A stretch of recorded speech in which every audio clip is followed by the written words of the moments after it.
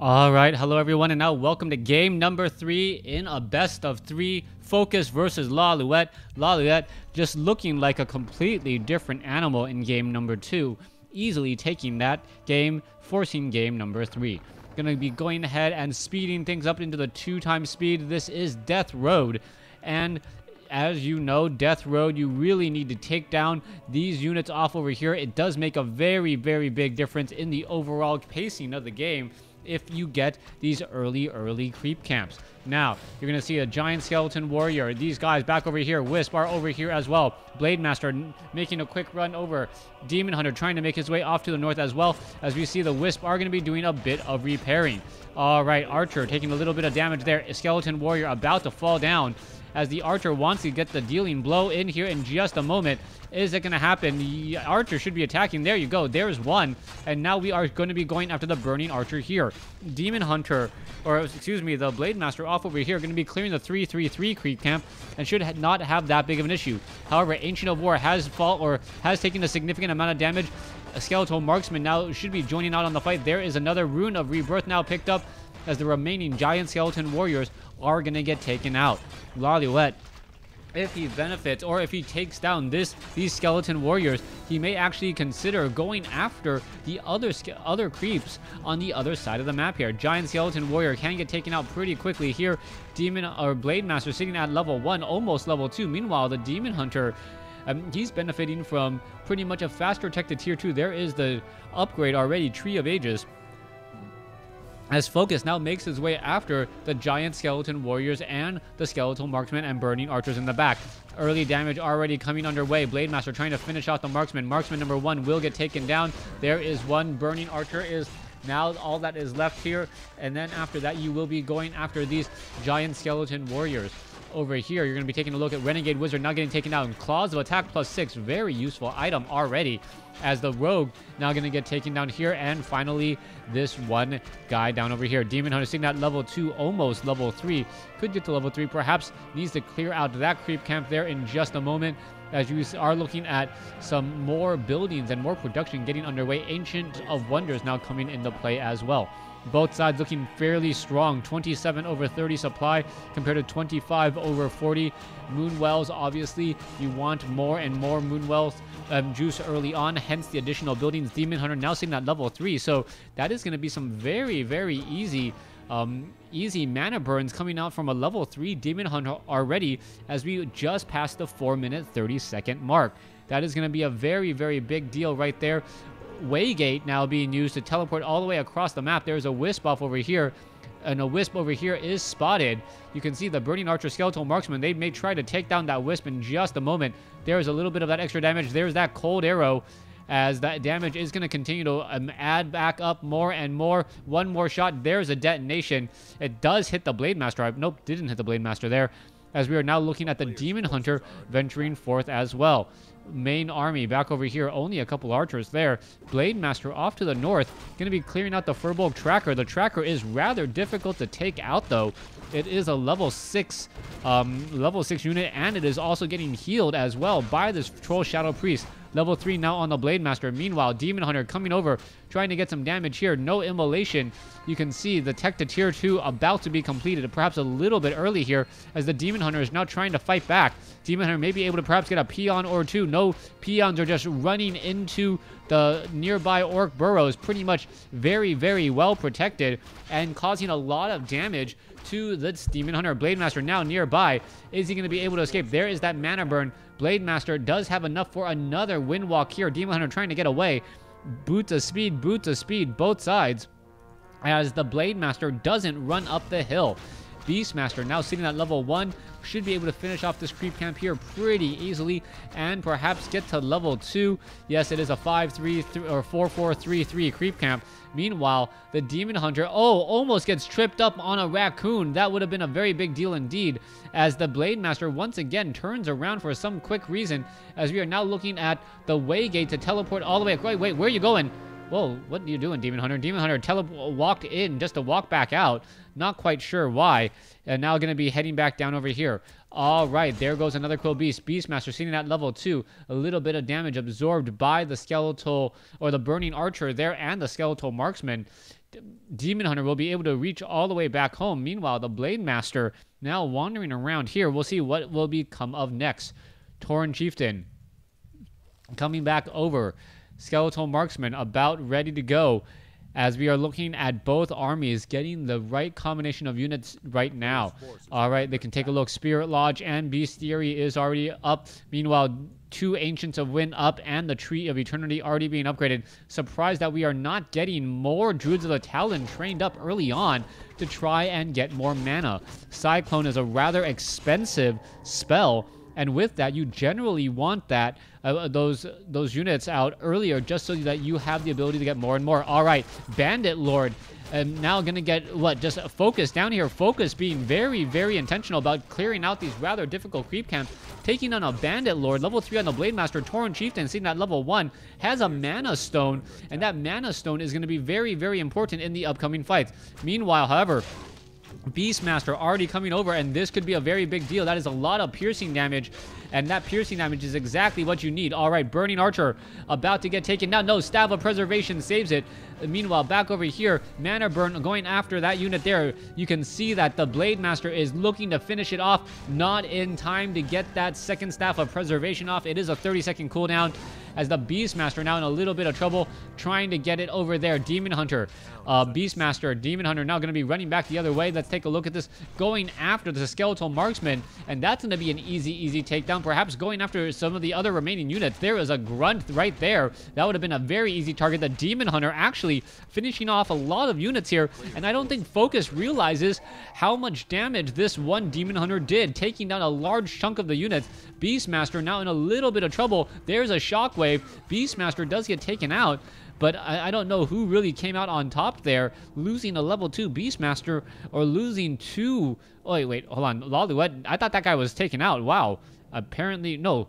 That was not taken out. That Burning Archer has to be extremely careful. He does not want to accidentally come across any other Orc units. One shot and he will get taken down. So he is taking a rather unique path in order to head back home, as the Raiders may not spot this. All right, let's take a look at this back over here.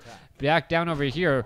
What is that? Tauren Chieftain and Blade Master continuing the fight. Gonna go ahead and pick up a Goblin Tinker as well, as that Burning Archer, which is very, very low on hit points, is still regenerating hit points. I don't know how. Oh, how is he regenerating so many hit points? I thought you can only regenerate hit points back on Blight, and unless there's Blight off over here, I'm not quite sure about that.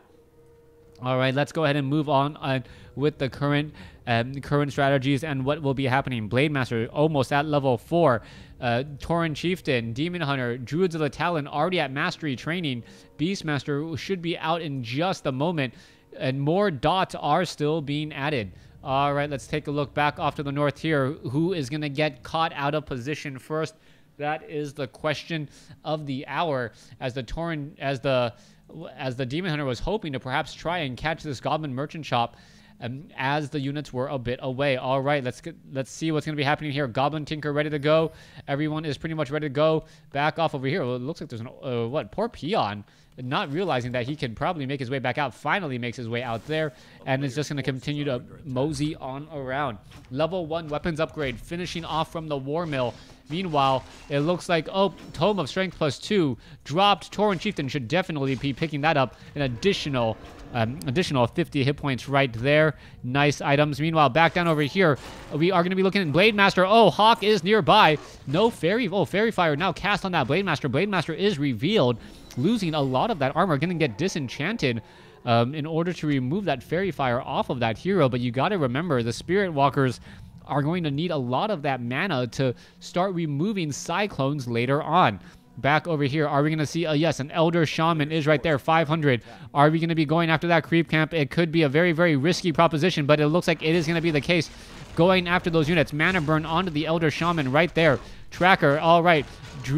Crow Form now underway, as the Rejuvenation quickly taken down. Mana Burn once more onto the Shaman. Shaman pretty much out of mana already. Gonna get taken down. Spike Collar, an additional Mana Burn item. Not altogether that useful, unless he's able to really Mana Burn down that one unit there. All right, a little bit of damage being dealt. Oh, Silence being used. Was that a Staff of Silence? Or, yeah, look like I don't see a Staff of Silence anywhere. I'm not quite sure what silenced all of those units. It could have been just the other units, the creep camp that actually silenced them earlier, as the fairy dragons now flying overhead once more. Lalouette looking to go into the mid game with an expansion. An expansion would definitely help out in those trades right now, but it really is going to come down to who wins this next fight. I don't know if the game is going to be going that long, just because the way the armies are situated. If one side loses, it is pretty much going to be a complete lopsided victory, and that is something that you have to be extremely, extremely careful of. All right, Druids of the Talon, are they going to be making their way over? There is a Maiden of Pain, level 8. I believe they are immune to... Are they immune to magic? There's that silence, and there you go. No, they are not immune to magic, hence the Cyclone. All right, Drake taking a lot of damage already. Yeah, going to be taking a lot of damage right there. There goes Mistress of Pain, level at 8. Still spinning up in the air, and a Fountain of Power underway. All right, that's going to go ahead and continue the fight there. There's a Mana Burn. Maiden of Pain quickly taken down. Pendant of Energy. Demon Hunter going to most likely give that to the Goblin Tinker. 580 mana already, as they could sit next to that Fountain of Power just a little while longer to get more mana. All right, there's one Bat Rider there. Oh, that could be a very, very bad day indeed, as the Blade Master sitting at level 4, Tauren Chieftain sitting at level 3. Who has the better items? That is going to be the big, big question. All right, units quickly making their way over here, and those Orc Burrows not going to stand a chance. Druids of the Talon love target practicing against Orc Burrows, and that's exactly what you're looking at right now. Cyclone there. The Bat Riders, with nothing really to hit so far, going to go ahead and try and sacrifice itself on a Fairy Dragon, not really hitting anything there, as the fight is now raging on. All right, Orc Burrows, another has fallen. Mana Burn needs to go down onto the Tauren Chieftain. Tauren Chieftain now out of mana, then Cyclone back up. Blade Master going to be finishing off a couple of more Druids of the Talon here. There's a Scroll of Healing to try and counteract, as the Fairy Dragons need to perhaps go into, yes, Fairy Dragon form there, a Mana Flare mode, in order to be able to shut down some of these units. All right, constant disenchant. Raiders now getting taken down. Beastmaster still fighting there. Clockwork Goblins weren't really being brought over, as the Goblin Tinker should perhaps drop another. All right, Quilby still coming in. The Druids of the Talon still doing a good job fighting here, as there goes the Tauren Chieftain. FoCus now in a little bit of a problem there, as you can see that the Blade Master is still trying to fight back. We should be looking at another Pocket Factory coming into play. Not quite sure why we don't see one. Perhaps there's just no room at this point. There's another Hawk back up in the air, as we're looking at 42 over 40 supply. Peons, finishing off one Druid of the Talon right there, as there is that Pocket Factory out again. Staff of Preservation saving a unit. Beastmaster going to go ahead and teleport out. 42 over 40 supply, teleporting all of those units away. Heading back here, 50 over 80. And I now think that Lalouette is just going to be able to recover more quickly and get back into the swing of things. Tree of Life being built right next to a Great Hall. And this is actually just kind of funny to show. It makes it look like they were both trying to expand in the same location, but Lalouette already has an expansion here. And did he cancel it? No. Whoa, why did he go for an Ancient of War? He almost was done there. He could have just finished it off and then been just that much better off, and then start attacking this Great Hall. Not quite sure why he didn't do that. The Tree of Life has a lot more hit points, 1,300 hit points compared to 1,000, and it was nearly already done. So yeah, Ancient of War gonna get canceled right there. Meanwhile, Blade Master realizes, hey, what I thought was an economic advantage is now economic catch-up, and that is not nearly as good as I want it to be. Oh, Tomo Strength +2 picked up right there. There goes a Druid of the Talon, as we see the Blade Master. Oh, Hawk, are we going to see damage being dealt? Yes, Mana Burn going through once more. All right, Cyclone, no, Kodo Beast taking a lot of damage. There goes a Kodo Beast up in the air. The problem is that it's gonna take quite some time before it comes back down. Tree of Life suffering a whole bunch of damage right now. You see a whole bunch of Wisp trying to repair, and it does look like it's not going to work. There is the Cyclones. There's the Disenchant. Mana Flare getting damage all across the board. Druid of the Talons now finally showing up to the party. Wisp trying to repair. Down to 80 hit points. Down to 14. Down to 30. Down to 40. And rising. No, falling. The Raiders got into position just in time.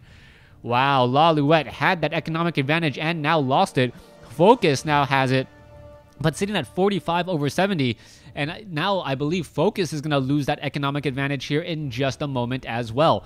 Fairy Dragons now making their way back down and over. Tree of Life getting rebuilt, as we see the Fairy Dragons now making their way off over here. Demon Hunter perhaps should be going after these peons instead. There is a Pocket Factory. Those Clockwork Goblins are going to make short work of any of those units there.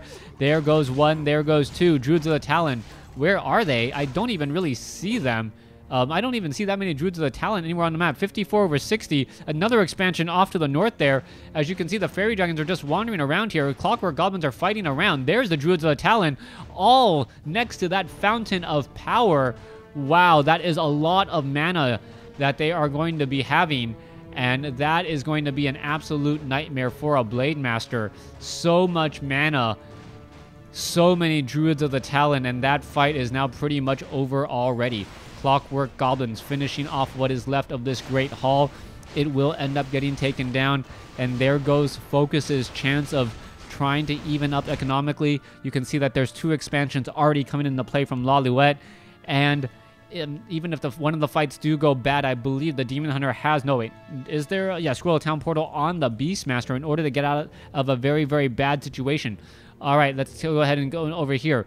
Wisp now taking some damage here. Blade Master now looking to back off. It looks like it is going to turn into another base race.